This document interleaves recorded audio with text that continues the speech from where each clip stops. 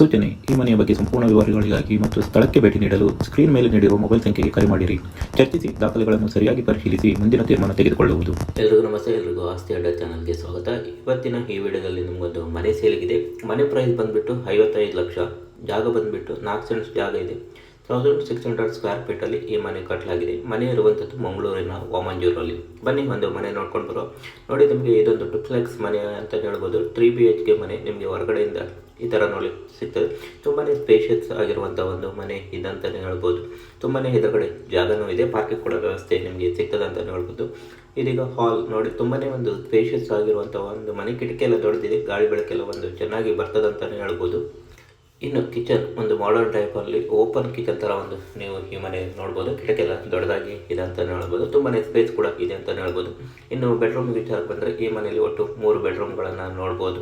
ತುಂಬಾ ಸ್ಪೇಷಿಯಸ್ ಆಗಿರುವಂಥ ಒಂದು ಬೆಡ್ರೂಮ್. ಇನ್ನು ಬಾಲ್ಕನಿ ನೀವು ಈ ಥರ ಒಂದು ವ್ಯೂ ಸಿಗ್ತದೆ ಅಂತ ನೋಡ್ಬೋದು. ಅದೇ ಥರ ವಾಶ್ರೂಮ್ಗಳು, ಈ ಮನೆಯಲ್ಲಿ ಒಟ್ಟು 3 ವಾಶ್ರೂಮ್ಗಳನ್ನು ಕೂಡ ನೀವು ನೋಡ್ಬೋದು ಅಂತಲೇ ಹೇಳ್ಬೋದು.